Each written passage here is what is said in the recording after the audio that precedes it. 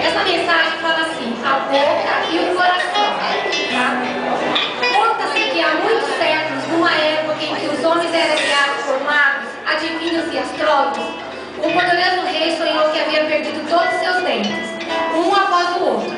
Despertou desesperado e mandou chamar todos os sábios e adivinhos para que interpretassem o seu pesadelo. Um a um era chamado à presença do rei, que lhes contava o sonho. Que desgraça, meu rei! Cada dente caído representa a perda de um parente de vossa majestade.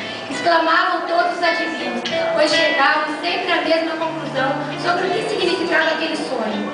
O rei, enfurecido, mandou matar todos aqueles sábios que aporavam o seu reino, até que não sobrou nenhum sequer.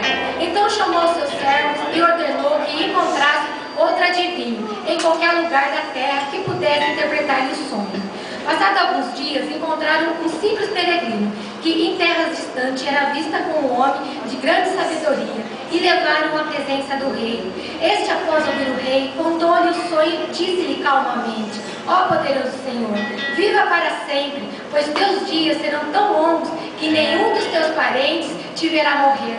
É este, ó rei, o significado do seu sonho. A fisionomia do rei iluminou-se num sorriso e ele mandou dar metade do seu tesouro ao sábio peregrino. Quando o sábio saiu do palácio, carregando sua recompensa, um dos copeiros, admirando, lhe disse ao ouvido: não é possível, a interpretação que você deu ao rei foi a mesma que os seus antecessores deram. Não entendo, porque os primeiros lhes mandou matar, e a você pagou com todas essas moedas de ouro. Lembre-se, meu amigo, respondeu o sábio peregrino, tudo depende da maneira que você fala. Você não precisa ofender ninguém. A verdade deve ser dita em qualquer situação, não resta dúvida, mas é a forma que é comunicada que tem provocado os grandes conflitos de relacionamentos.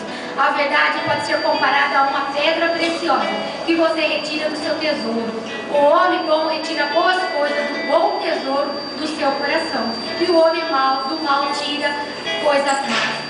Você pode lançá-la contra uma pessoa, ferindo-a, ou pode lapidá-la delicadamente e oferecê-la num anel.